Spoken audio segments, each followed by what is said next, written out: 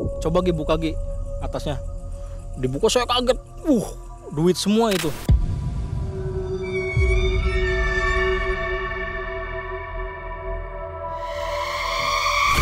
Sampai melebihi kardus itu. Sampai berantakan di bawah tuh. Ini asli Gi. Pegang aja, pegang asli. Lihat aja, lihat coba asli. Ya kalau di total sih ya mungkin sekitar 1 eman lebih lah. Lupa demi Allah itu. Watak saya berbeda dari situ tuh. Watak saya berbeda, yang tadinya bisa diajak bercanda, sekarang udah nggak bisa. Cuman nggak nengok nggak apa, dia cuman lewat aja. Mungkin tadinya lagi ngeliatin saya, terus pas saya nengok itu dia langsung les gitu. Saya ke Jakarta itu pengen kaya kata saya tuh. Saya pengen merubah nasib kata saya tuh. Saya capek kemarin-kemarin, saya kayak yang ditipu terus kata saya tuh. Ibaratnya saya mau berubah lah gitu.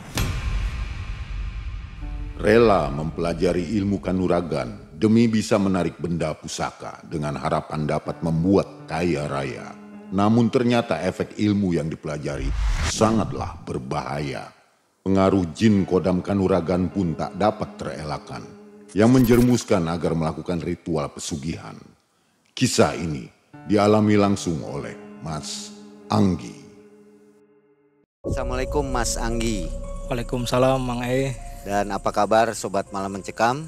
Mudah-mudahan semua dalam keadaan sehat walafiat ya. Kita ketemu lagi di sini malam hari ini untuk mendengarkan sebuah kisah nyata. Kali ini datang kembali kepada kita Mas Anggi. Yang belum tahu Mas Anggi, nonton dulu videonya, ini seru. Ada di atas. Itu pesugihan Gadung Wulung. Gadung Wulung. Kenapa Mas Anggi kita undang kembali? Karena ada kisah yang tersisa yang belum dikisahkan oleh Mas Anggi. Ini juga seru nih. Waktu Mas Anggi mundur ke belakang lebih muda ya. Iya, sebelum kejadian yang Gadung Wulung itu, Mang. Oke. Mas Anggi, kita ini kan berada di pinggir hutan nih. Betul. Kira-kira Mas Anggi merasakan aura apa di sini? Ini udah tengah malam soalnya. Yang saya rasain sih emang cukup ini sih. Ada energi apa? Iya, ada energi yang bikin merinding juga sih di belakang tuh. Tapi aman ya? Aman. Jadi menonton lah ya, ikut menonton, Iya. menyaksikan gitu. Mas Anggi aktivitasnya apa nih sekarang? Ya masih di dunia broker juga sih. Masih tetap jual beli rumah ya? rumah tanah itu. Oke, luar biasa. Dan jangan skip videonya, tonton sampai akhir supaya nggak gagal paham. Karena ini ceritanya dari mulai belajar ilmu kanuragan, terus kita tarik benda pusaka juga, jual beli di situnya. Yang terakhir itu kita ditunjukkan namanya uang gaib. Uang gaib ya? Iya. Wah, ini bau-bau uang nih seru nih. Baik Sobat Malam Mencekam, jangan kemana-mana, bersama Mang Ei dan tim kita dengarkan kisah dari Mas Anggi. Malam Mencekam, semakin malam semakin mencekam. Inilah Mas Anggi.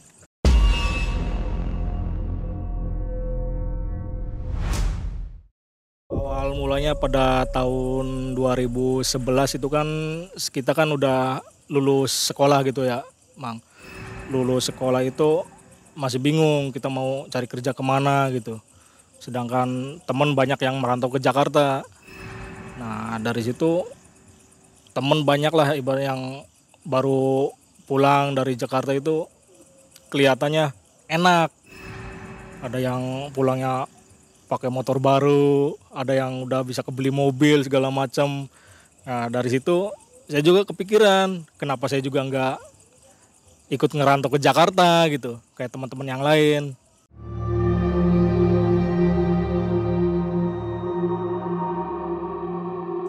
Nah setelah lulus pokoknya jedanya itu setahun saya di rumah lah, ikut bantu-bantu kakek sih. Setelah itu ya saya terbesit untuk merantau ke Jakarta. Pengen tahu lah gimana gitu di Jakarta itu seperti apa lah gitu. Setelah itu saya minta izin ke orang tua, ke ibu saya, Bu saya mau ngerantau ke Jakarta. Ya siapa tahu di Jakarta saya bisa merubah nasib lah sama seperti teman-teman yang lain gitu. Ya kata ibu sih tadinya udah keberatan. Udah ngapain kamu ke Jakarta, udah di sini aja bantuin kakek katanya. Di sini juga kita kan ya cukup lah kalau untuk makan seadanya sih gitu. Cuma kan namanya kepengen berubah gitu. Ngelihat orang tua juga kasihan lah. Ya saya tetap ngotot ke ibu saya tuh. Udah pokoknya saya mau ke Jakarta Bu. Nah berawal dari situ ibu saya juga mungkin udah nggak bisa untuk nahan. Saya berangkat tuh ke Jakarta. Nah selama di Jakarta itu ya saya di sana nggak ada saudara, nggak ada sanak family lah gitu. Di sana benar-benar saya real sendiri. Dari situ saya coba untuk awalnya melamar-lamar pekerjaan, Mang. Ternyata nggak semudah yang dikira. Setelah sampai di Jakarta saya malah bingung yang ada. Bingungnya, aduh, kok saya sepertinya udah mentok. Kemana lagi nih saya harus cari kerjaan gitu. Setiap harinya malah saya bingung. Uang di dompet juga semakin menipis lah. Ibaratnya uang pegangan tuh gitu dari kampung tuh. Nah dari situ saya makin bingung. Kebetulan saya kan biasanya kalau ini kan sering langganan di warteg. Si Ibu A lah disebutnya si Ibu A lah gitu. Saya sering langganan di warteg situ. Waduh uang saya udah mau habis lagi. Coba saya ngobrol ke ibu warteg itu, Bu gimana Bu kalau misalkan saya sementara kerja bantu-bantu ibu di sinilah di warteg ini. Ya alhamdulillah si ibu itu mau gitu menolong saya pas saya lagi benar-benar kebingungan kesusahan cari kerja gitu. Akhirnya dia ya udah nggak apa-apa Mas kalau misalkan Masnya masih belum dapat kerjaan, udah nggak apa-apa di sini aja dulu bantu-bantu ibu katanya untuk cuci piring atau ya gorengan lah kayak gitu.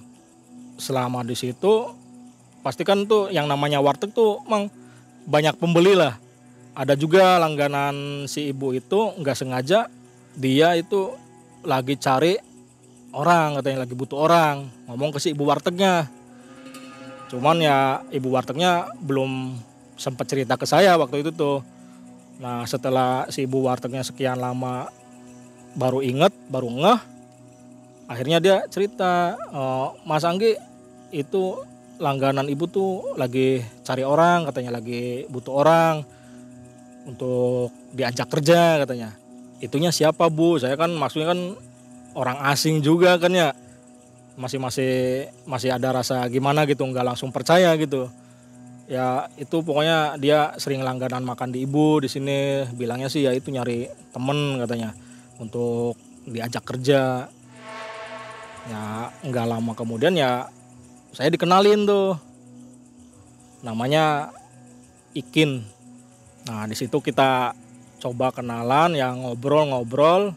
Awalnya sih ya dia bilangnya itu ya kerjaannya marketing. Yang saya bingung itu marketing apa kata saya tuh. Ya pokoknya marketing lah.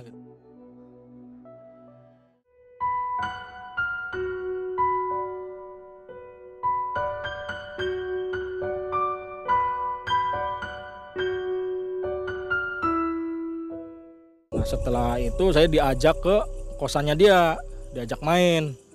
Setelah main ke kosan ya baru tuh di situ dijelasin ternyata dia itu jual beli mustika sih, kayak benda pusaka kayak gitu tuh, Mang.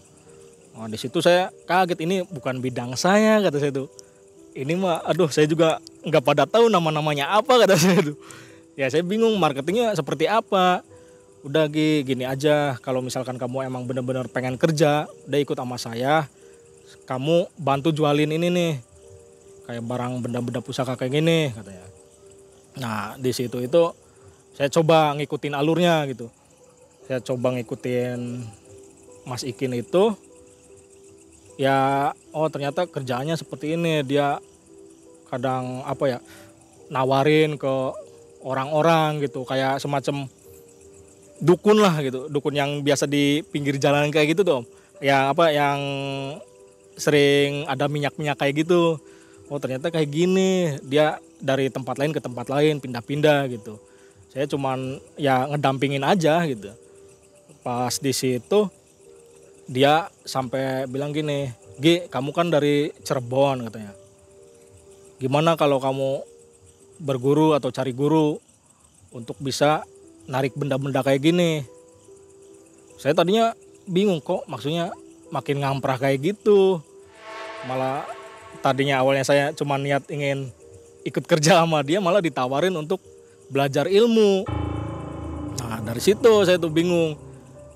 Maksudnya gimana ya kata saya tuh. Pas gitu nggak sengaja ya itu saya langsung dikenalin sama temennya. Orang Banten itu yang biasa ngajarin ilmu kayak gitulah.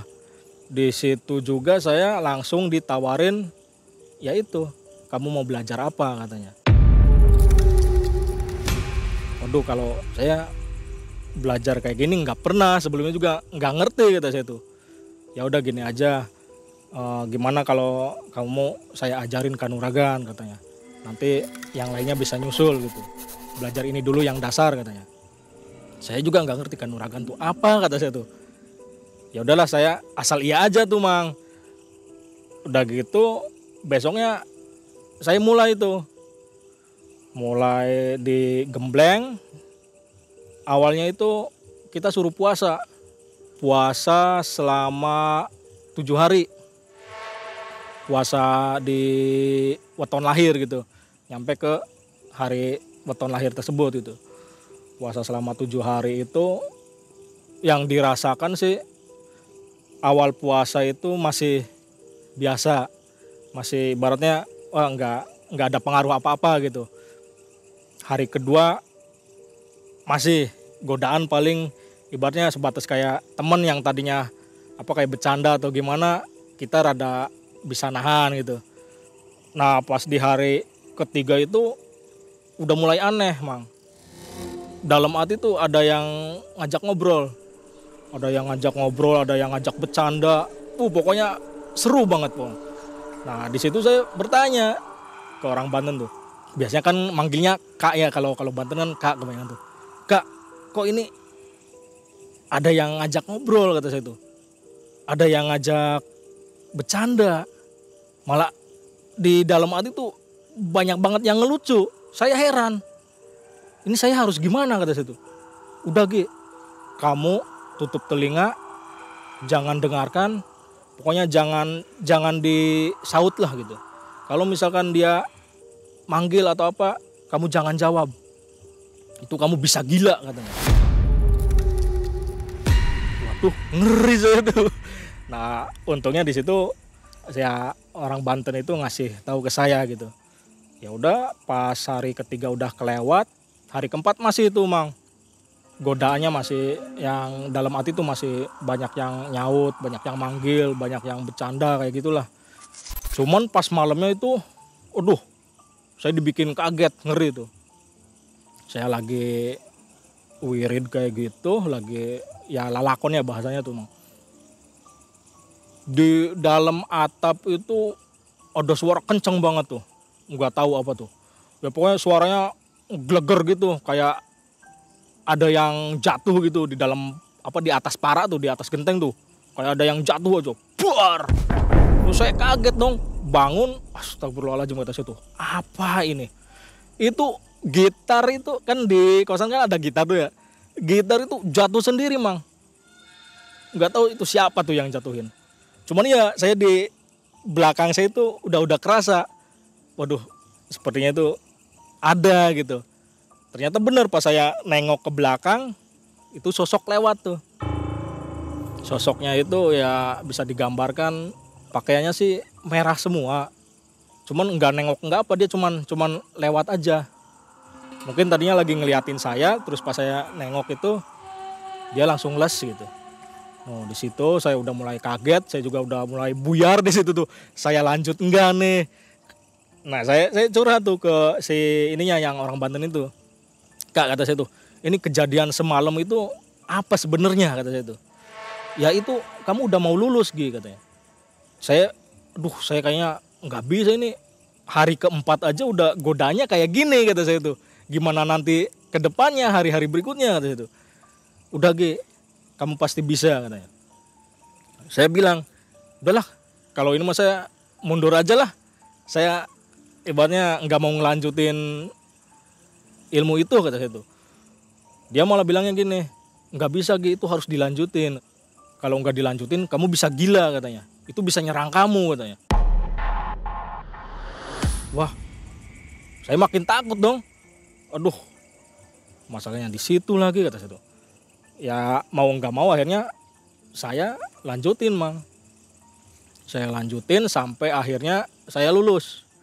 Lulus di hari ke-7 lah, puasa hari ke-7 itu saya lulus. Di situ ada ritual aneh juga sih. Kita harus beli ayam apa tuh namanya tuh, ya, pokoknya ayam jago lah yang masih baru-baru dewasa lah, ayam jago yang masih sedang kayak gitu. Kita beli kayak gitu untuk syarat katanya. Untuk syarat itu harus di depan pintu, dimana saat saya keluar masuk itu ngelangkah itu harus dilangkahin gitu. Saya kan wah makin aneh nih. Ya, kalau di Jakarta kan namanya kosan atau kontrakan itu kan bertetangga kan gimana ya Mang ya? Masa saya mau kayak gitu kan keder gitu. Ya udahlah, gimana caranya ya malam-malam tuh. Pas malam-malam itu ayam setelah itu ya baru tuh sama dia diolah. Diolah itu saya cuman ibaratnya cuman kepala, sayap 2, kaki 2 sama jantung. Dia diolah, dibakar lah gitu. Cuman nggak pakai bumbu, nggak pakai apa, cuman asal dibakar aja. Kamu harus habisin itu semua. Habisin sama tulang-tulangnya. Iya, sampai habis katanya. Wah, di situ saya makin heran dong ya. Saya kan nggak kuat gitu Mang. Aduh gimana caranya? Udah kamu pasti bisa. Ya dengan anehnya ya saya coba itu. Ya nasi sih paling sedikit Mang. Cuma nasi untuk syarat aja gitu. Saya coba habisin semuanya ya. Emang kayak di luar kesadaran. Itu ya asal aja. Sampai habis itu. Ya pas di situ itu. Ya katanya udah nyatu katanya. Ini udah nyatu sama kamu. Jadi energi gitu. Ya ada filosofinya juga. Kamu kepala, sayap sama kaki itu sama jantung juga itu ya ada filosofinya kata dia tuh. Jadi filosofinya gini katanya. Kalau untuk kepala dalam ilmu kanuragan itu kan bela diri kan ya pasti kan ada ketangkasan untuk lihat kanan kiri gitu. Kepala itu filosofinya. Terus untuk sayap kita untuk nangkis apa segala macem lah gitu. Kalau untuk kaki kan untuk kuda-kuda kita supaya kuat katanya. Nah jantung ya hati lah masuknya. Jantung itu ya kita harus bisa menjaga gitu. Di saat kita membawakan si ilmu ini ya kita harus jangan disalahgunakan gitu. Nah ke situ sih Mang. Jadi dia ngasih filosofinya seperti itu. Oh iya sih masuk akal kata itu.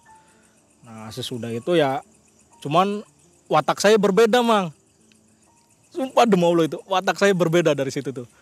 Watak saya berbeda yang tadinya bisa diajak bercanda sekarang udah nggak bisa. Ya dulu tuh gitu. Nah waktu pas sudah lulus yang ilmu kanuragan tersebut itu ya orang Banten itu sempat ngomong juga ngasih tahu ke saya nanti juga kamu pasti ada yang nyolek katanya. Saya bingung di situ masa iya ada yang nyolek maksudnya gimana kata saya itu ujian kamu nanti di situ katanya. Ternyata benar Mang. Baru seminggu itu saya nggak ini sih ya maksudnya ya nggak sengaja lagi inilah jalan lah gitu. Lagi jalan di situ ada ini sih orang situnya orang pribuminya. Dia satpam katanya, satpam komplek lah gitu. Di situ songong dia Mang. Saya nggak pernah nyolek duluan, saya yang ibaratnya diem gitu ya. Dia mulai songong ke saya tuh. Sok kenal, orangnya sok kenal, sok dekat gitu. Ya berani minta juga ke saya tuh. Berani minta apa segala macam. Nah di situ saya mulai kepancing tuh. Karena dia emang udah udah keterlaluan gitu Mang. Di situ saya udah mulai ngegas juga. Kata saya tuh, udah saya kan ibaratnya di sini juga kan nggak pernah ganggu gitu. Maksudnya kenapa kok kamu jahat kata saya tuh. Maksudnya yang ngeganggu saya gitu. Ya kalau kamu misalkan mau minta uang ya jangan ke saya, ke teman-teman kamu gitu. Saya kan nggak punya kata saya tuh. Nah ibaratnya ya dipalak lah, semacam dipalak gitu. Di situ dia nggak terima mang, nggak terima, nendang saya,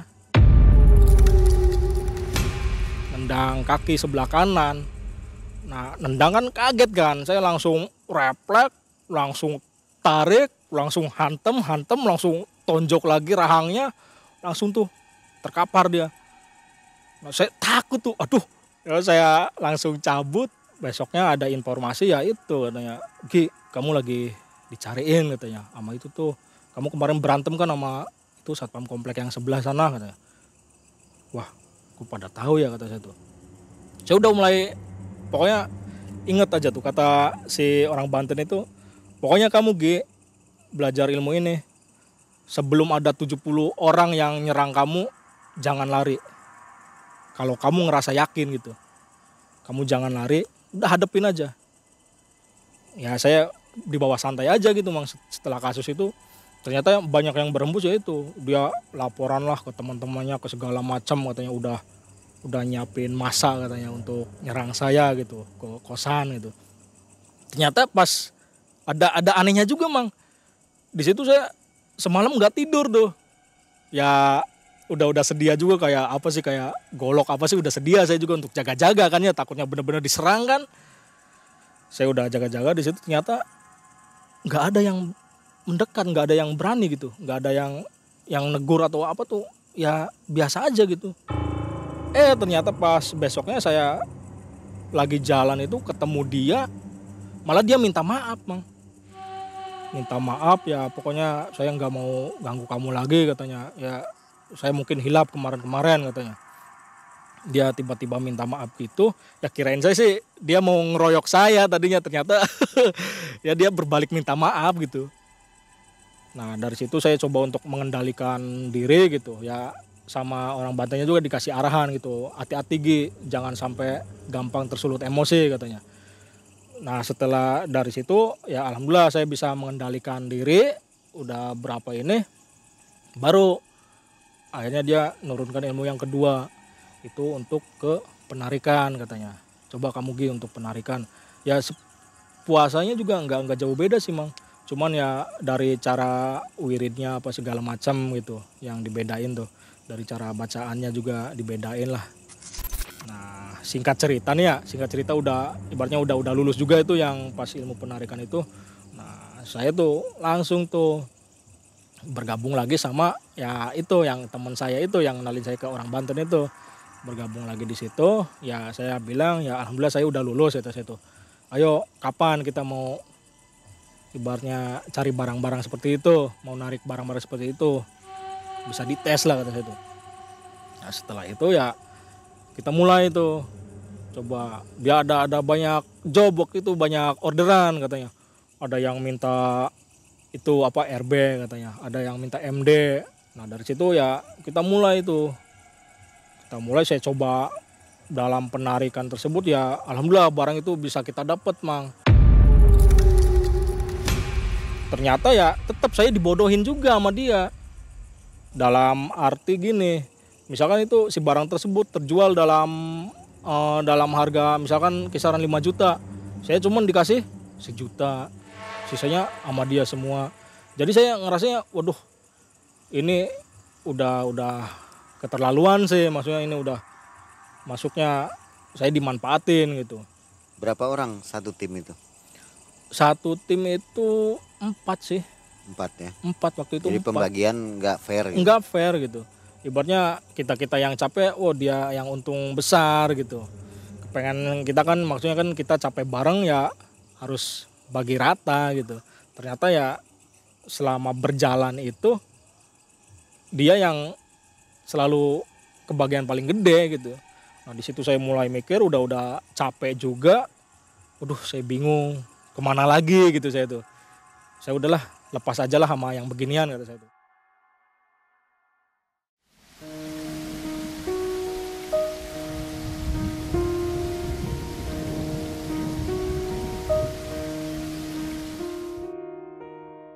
Nggak lama itu ya saya coba ngubungin teman-teman gitu yang ibaratnya saya dapat informasi katanya si A lagi di Jakarta ini. Nah kebetulan saya kan deket nih dari wilayah sini.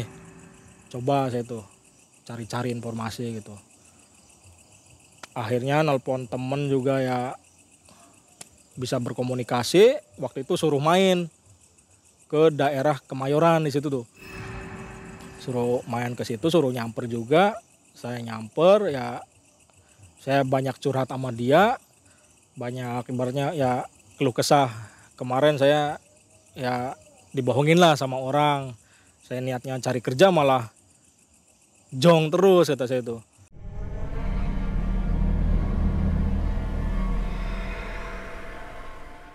Nah, dianya emang apa ya, di spiritual juga ngerti juga teman saya tuh, Mang.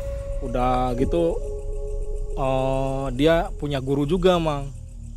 Nah, ya sebelum itu saya nggak tahu. Nggak lama itu kita sering ngobrol masalah kayak gitu, akhirnya dia nyambung juga tuh.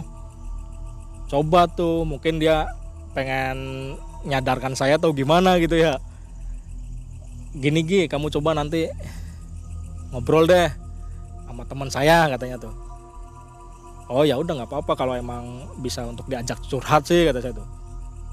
Setelah itu dia coba datangkan temennya, ya kita ngobrol.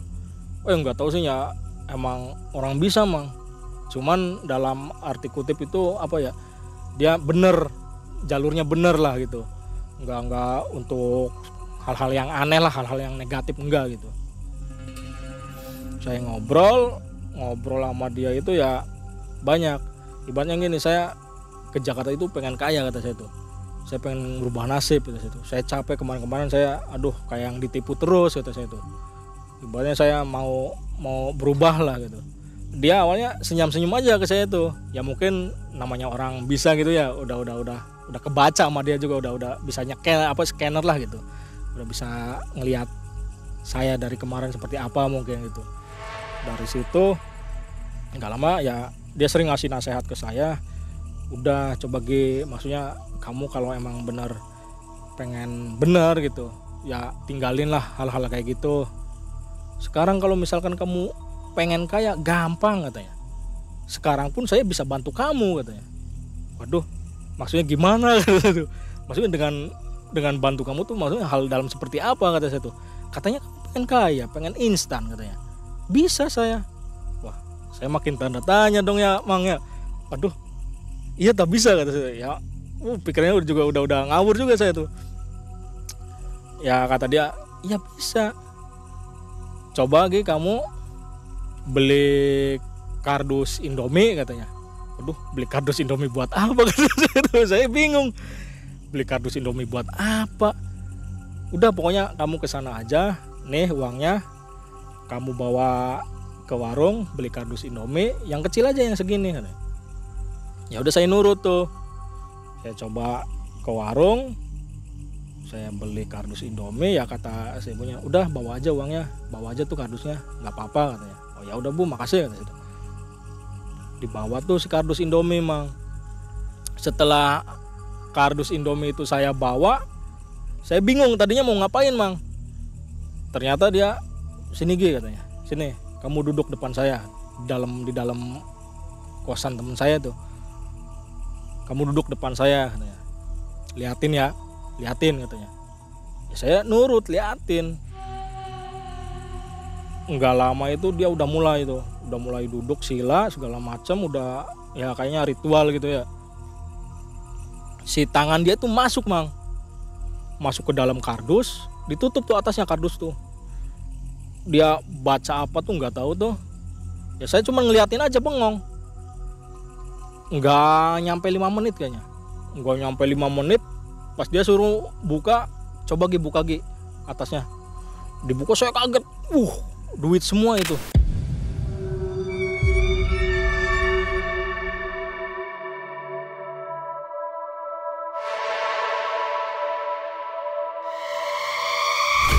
Sampai melebihi kardus itu. Sampai berantakan di bawah tuh. Saya kaget dong. Duit dari mana kata saya tuh.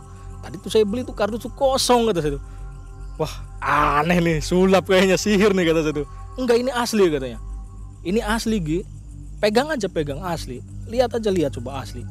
Ya pas di situ dia langsung diam. Gimana, mau tak kamu Gi? Ya mau kata situ. Orang ngelihat duit sebanyak itu ya pasti mau kata situ. Nah, pas kayak gitu, ya udah kalau emang kamu mau, bawa tuh semua uangnya. Ya kalau di total sih ya mungkin sekitar 1 eman lebih lah. Sekitar 1 eman lebih itu. Saya juga ngelihatnya heran gitu. Tuh uang dari mana datangnya? Padahal saya beli itu tadi kardusnya kosong loh. Gak ada isinya, gak ada apanya. Ya pas tangan dia masuk itu udah berantakan, uang di mana di bawahnya itu udah belaratan lah.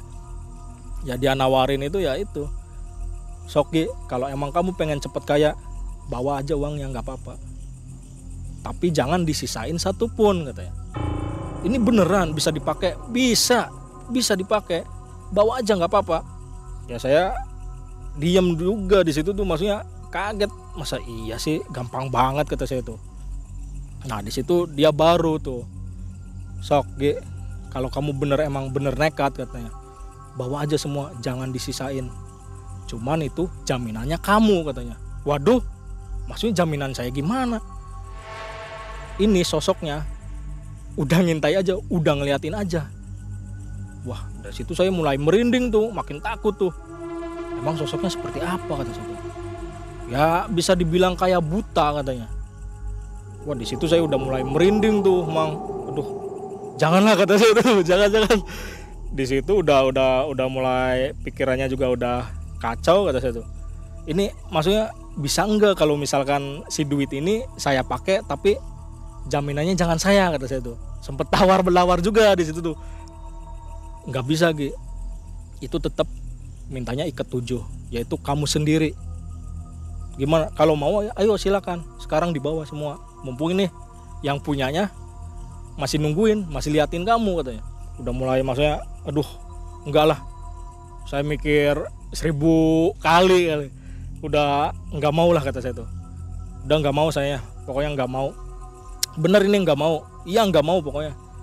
Ya udah kalau emang kamu nggak mau, ya saya balikin lagi uangnya. Dia cuman ditutup lagi, coba ditumpuk-tumpukin lagi ke atas kardus itu yang uang beleretan di bawah tuh Mang. Coba di itu ya ditutup kembali tuh ya hilang. Yuk saya kaget lagi, kok kayak sulap ya kata saya tuh.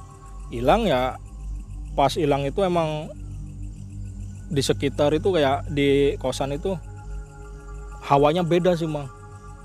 Udah nggak enak lah pokoknya. Nah di situ ini dia baru nasehatin ke saya tuh G, makanya kalau misalkan ibaratnya kamu pengen kaya dengan cara instan, ya itu tetap kamu juga yang rugi katanya. Terus gimana kata saya tuh, ya udah pokoknya sekarang sih kamu hilangkan, tinggalkan hal-hal yang seperti itu katanya.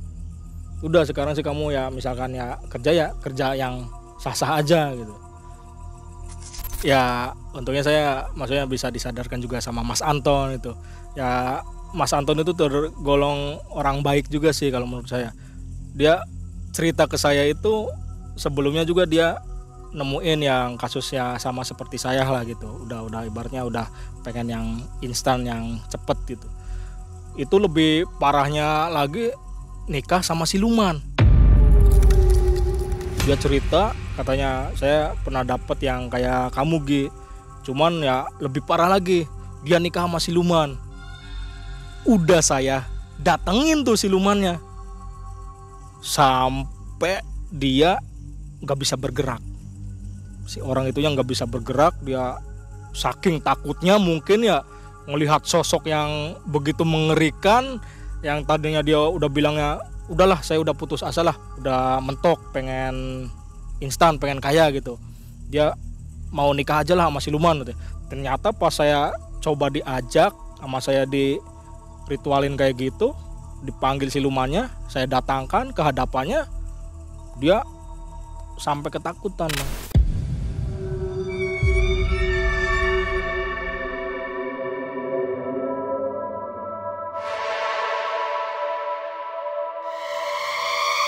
sampai waduh udah sawan lah katanya, udah nggak bisa apa-apa lagi katanya, udah aduh tolong udahlah saya nggak sanggup lah ya. Jadi gagal ya. Gagal ya juga ya, biasa ibaratnya ya yang tadi saya bilang, dia itu tujuannya bagus semua sih gitu, maksudnya menyadarkan orang-orang yang ya imannya sedang gimana gitu. Cuman kata dia tuh khusus untuk yang orang-orang yang wetonnya Selasa Kliwon kayak gitu katanya.